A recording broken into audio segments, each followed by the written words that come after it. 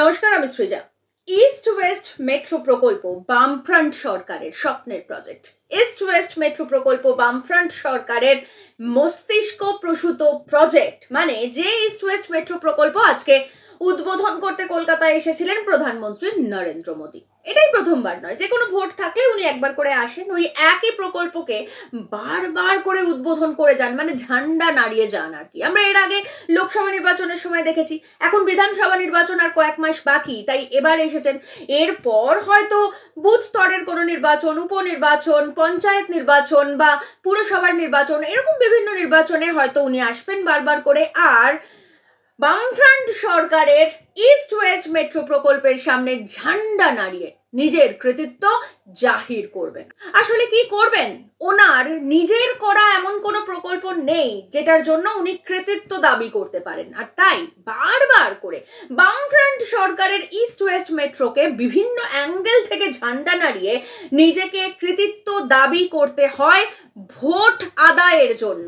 Sorry, vote চুরির জন্য। উনি তো আবার ভোট চুরি করেন, উনি তো ভোট আদায় করেন না। তো এই হচ্ছে পুরো বিষয়। এখন বামফ্রন্ট সরকারের ইস্ট ওয়েস্ট মেট্রো প্রকল্পকে একদিকে মোদিজি, অন্যদিকে মমতা ব্যানার্জি, দুজনে একেবারে ভাগ বাটোয়ারা করে নিয়েছেন নিজেদের কৃতিত্ব দাবি করার জন্য। তো মোদিজির কৃতিত্ব তো ঝান্ডা নাড়া অবশ্যই, এর বাইরে বিজেপির বা প্রধানমন্ত্রী নরেন্দ্র মোদীর দূর দূর পর্যন্ত কোনো কৃতিত্ব নেই। আর মমতা ব্যানার্জির কথা বললে, মমতা ব্যানার্জির একটা কৃতিত্ব অবশ্যই রয়েছে। কি কৃতিত্ব রয়েছে মমতা ব্যানার্জির, সেই প্রসঙ্গে আসছি, কিন্তু তার আগে আমরা একটুখানি ইস্ট ওয়েস্ট মেট্রোটা সম্পর্কে আলোচনা করি, আর কিভাবে এটা বামেদের মস্তিষ্ক প্রসূত প্রজেক্ট হলো সেটা নিয়েও আসুন একটুখানি আলোচনা করি। আমরা যদি একটুখানি রাজনৈতিক ইতিহাস ঘেঁটে দেখি বা মেট্রো রেলের ইতিহাস ঘেঁটে দেখি, তাহলে জানতে পারবো যে ইস্ট ওয়েস্ট মেট্রো প্রকল্পের যে পরিকল্পনা বা ব্লু প্রিন্ট, সেটা তৈরি করা হয়েছিল প্রথম 1971 সালে। মানে ভারতবর্ষের প্রথম মেট্রো চলেছে কলকাতায় 1984 সালে, কিন্তু 1971-এই এই ইস্ট ওয়েস্ট মেট্রোর যে একটা পরিকল্পনা, এরকম ভাবে যে একটা মেট্রো হতে পারে সেটার পরিকল্পনা তৈরি হয়ে গিয়েছিল। এরপর সরকার বদলেছে অবশ্যই, এবং তারপর আমরা জানি 1984-তে যে মেন প্রজেক্টটা সেটা হয়েছে, এবং তারপরে ধীরে ধীরে বামফ্রন্ট সরকার বুঝতে পারে যে শহরের মানুষ বাড়ছে, জনসংখ্যা বাড়ছে, এবং তার সঙ্গে অবশ্যই দূষণ বাড়ছে, সেটা তো রয়েছে। তার সঙ্গে আমরা জানি সেক্টর 5 ছিল বামেদের প্রজেক্ট, এবং তারপরে নিউ টাউনেও একটা নতুন আইটি হাব করার পরিকল্পনা ছিল, যেটার জন্য জমি পর্যন্ত নিয়ে নিয়েছিল বামফ্রন্ট সরকার। যে জমিতে এখন এই মানে মমতা ব্যানার্জির আমলে ওই নিউ টাউনে যেখানে আইটি হাব হওয়ার কথা ছিল, সেখানে এখন ব্লু ফিল্মের শুটিং হয়। কিছুদিন আগে একজন ব্যক্তিকে গুলি করে মারাও হয়েছে সেখানে। যাই হোক, সেটা অন্য প্রসঙ্গ, অন্য কোনো দিন বলবো। তো একদিকে সেক্টর 5, পরবর্তীতে নিউ টাউনেও একটা আইটি হাব করার পরিকল্পনা, অন্যদিকে সিঙ্গুরে টাটাদের কারখানা, তার সঙ্গে একাধিক স্কুল, কলেজ এবং কলকারখানা তৈরির যে পাইপলাইনে যে সমস্ত প্রজেক্টগুলো ছিল, বামফ্রন্ট সরকার বুঝতে পেরেছিল যে এই সমস্ত প্রজেক্টকে সাফল্যমণ্ডিত করতে গেলে সবার প্রথম যোগাযোগ ব্যবস্থাকে উন্নত করতে হবে। আর এই যোগাযোগ ব্যবস্থাকে উন্নত করতে গেলে কি করতে হবে? গোটা কলকাতা শহরকে একেবারে বেঁধে ফেলতে হবে যাতে কম সময়ে পৌঁছে যাওয়া যায়। মানে ধরুন সেক্টর 5-এ যিনি চাকরি করেন, তিনি যদি সোনারপুরের বাসিন্দা হন, তাহলে সেক্ষেত্রে তাঁর পক্ষে ওখানে পৌঁছানো খুবই কষ্টসাধ্য।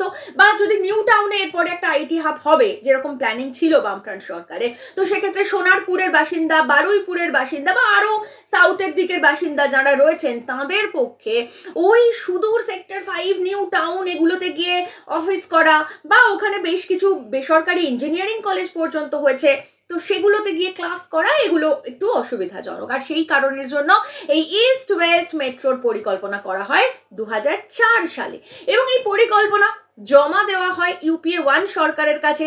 সেই সময় রেলওয়ের স্ট্যান্ডিং কমিটির চেয়ারম্যান ছিলেন বাসুদেবাচারিয়া, মানে বাম নেতা বাসুদেবাচারিয়া। তিনি এই ইস্ট ওয়েস্ট মেট্রোর জন্য অনেক তদবির করেন, এবং একই সঙ্গে সংসদে বাম সাংসদ মোহাম্মদ সেলিম, তিনিও এই ইস্ট ওয়েস্ট মেট্রোর গুরুত্ব এবং তার উপকারিতা বারবার করে বোঝানোর চেষ্টা করেন। আর এভাবেই 2008 সালে পাশ হয়ে যায় বামফ্রন্ট সরকারের স্বপ্নের প্রজেক্ট ইস্ট ওয়েস্ট মেট্রো।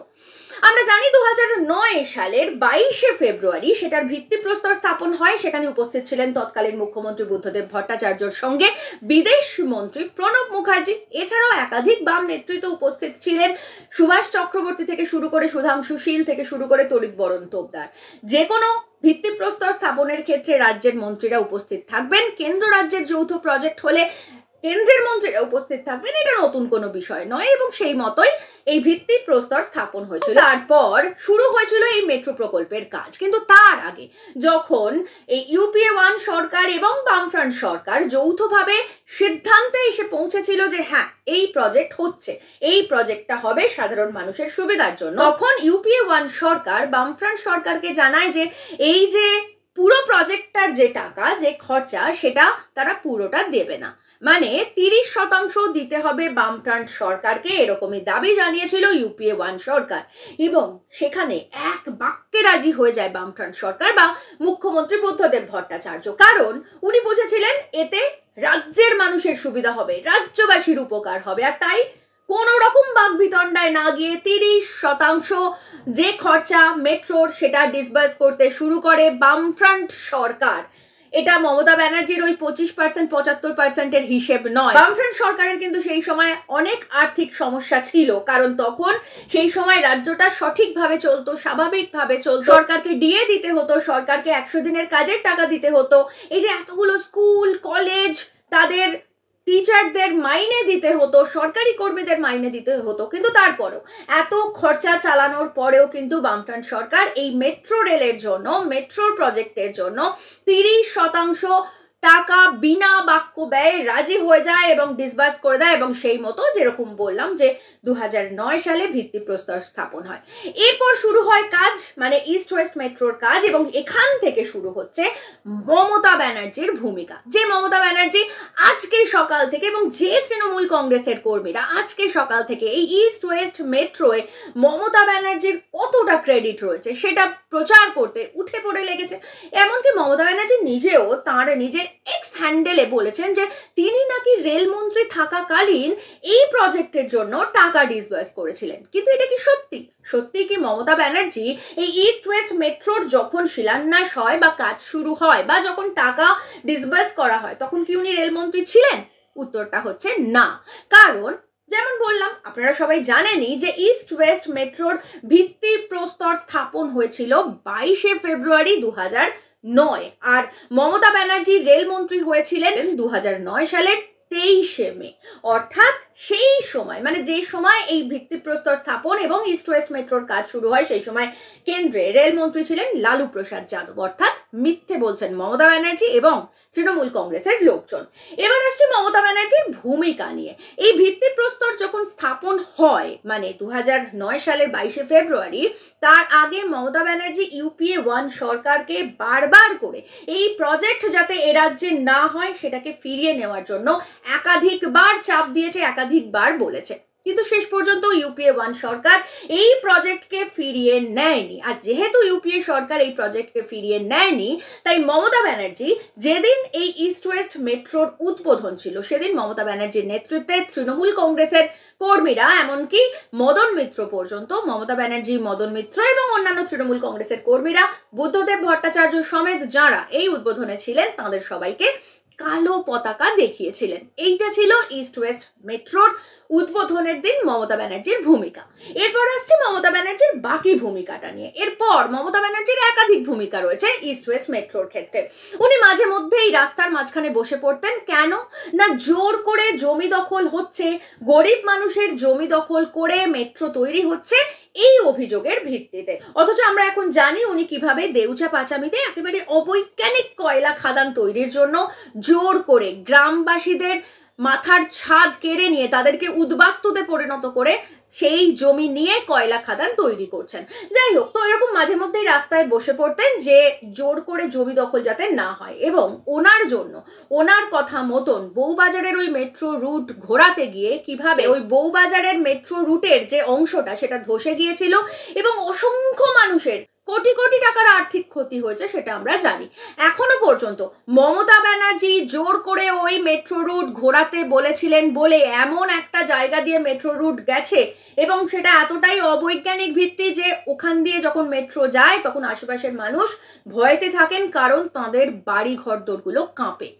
এটা ছিল মমতা ব্যানার্জির অবশ্যই ইস্ট ওয়েস্ট মেট্রোর ক্ষেত্রে ভূমিকা। কিন্তু পরবর্তীতে অদ্ভুতভাবে এই যে ওনার এত অভিযোগ ছিল গরিব মানুষের জমি জোর করে নিয়ে নেওয়া হচ্ছে, সঠিক উপায়ে মেট্রো রেল হচ্ছে না, বা ইউপিএ সরকারকে উনি বারবার করে বলেছিলেন এই প্রজেক্ট ফিরিয়ে নিতে, এইগুলো সমস্ত কিছু কিন্তু ছিল 2009 সাল পর্যন্ত। হঠাৎ করেই 2010 সালে উনি পাল্টি খেলেন এবং যখন তিনি রেল মন্ত্রী খুব তাড়াতাড়ি করে রেলের সমস্ত কাজ সেরে ফেললেন এবং সেখানে যে এই তাড়াহুড়ো করে রেলের সমস্ত কাজ সারার কারণে আমরা জানি এই মুহূর্তে দাঁড়িয়ে কবি সুভাষ মেট্রো স্টেশন বন্ধ রয়েছে, সেখানে ফাটল দেখা দিয়েছে এবং সেখানকার মানুষদের, ওই অঞ্চলের বাসিন্দাদের ঠিক কতটা অসুবিধা হয়েছে আমরা জানি না। আগামীতে তড়িঘড়ি করে কাজ শেষ করার জন্য আরো কোনো অসুবিধার সম্মুখীন আমরা হব কিনা, আরো কোনো মেট্রো এভাবে রুট বন্ধ হয়ে যাবে কিনা। তো এখন প্রশ্ন হচ্ছে, যে মমতা ব্যানার্জি 2009 পর্যন্ত গরিব মানুষের দুঃখে কাতর ছিলেন, জমি নিয়ে নেওয়া হচ্ছে জোর করে বলে এত অভিযোগ জানাতেন, তিনি কেন রেলমন্ত্রী থাকাকালীন 2010 সালে তড়িঘড়ি করে ফাইল পাশ করে সমস্ত কিছু পাশ করে দিয়ে তাড়াতাড়ি করে 2010 সালে মেট্রো উদ্বোধন করে ফেললেন? কারণ সেই একই 2011 সালে ছিল বিধানসভা নির্বাচন, ওনাকে ক্ষমতায় আসতে হতো। আর সেই কারণের জন্য যেমন মোদিজি এই ইস্ট ওয়েস্ট মেট্রোকে ভর করে বারবার করে ঝান্ডা নাড়াতে চলে আসেন এ রাজ্যে, বারবার করে ভোটের দাবি জানাতে চলে আসেন এ রাজ্যে, একই রকম ভাবে সেই বামেদের প্রজেক্টকে হাতিয়ার করে 2010 সালে সমস্ত ফাইল পাশ করে দিয়ে তড়িঘড়ি করে ভেজাল মাল দিয়ে সেই মেট্রো তৈরি করা হয়েছে, যার ফলশ্রুতি এই কবি সুভাষ মেট্রো স্টেশন, এবং আমরা জানি না আগামীতে আরো কোনো মেট্রো স্টেশনের ক্ষেত্রে এই ঘটনা ঘটবে কিনা। এইভাবে পাশ করিয়ে 2011 সালে উনি ভোট জিতলেন। এইটা ছিল মমতা ব্যানার্জির ভূমিকা ইস্ট ওয়েস্ট মেট্রোর ক্ষেত্রে। যে ভূমিকা উনি দাবি করছেন আজকে সকাল থেকে বা ওনার দলের লোকজন দাবি করছেন, সেটা সম্পূর্ণ মিথ্যে। তাই ইস্ট ওয়েস্ট মেট্রো নিয়ে কোনো রকম কোনো ভুল ধারণা রাখবেন না। ইস্ট ওয়েস্ট মেট্রোর মূল পরিকল্পনা তৈরি হয়েছিল 1971-এ। 2004 সালে বামফ্রন্ট সরকার এটাকে একটা সঠিক রূপ দান করে। 2008 সালে প্রস্তাব গৃহীত হয় এবং 2009 সালে এটা ভিত্তিপ্রস্তর স্থাপন হয়। সেই সময় রেলমন্ত্রী ছিলেন লালু প্রসাদ যাদব। এই পুরো বিষয়টায় মমতা ব্যানার্জির কোনো ভূমিকা কখনো ছিল না। আর মোদিজির ভূমিকা নিয়ে আমরা আলোচনাই করব না, কারণ ওটা একেবারেই বৃথা সময় নষ্ট।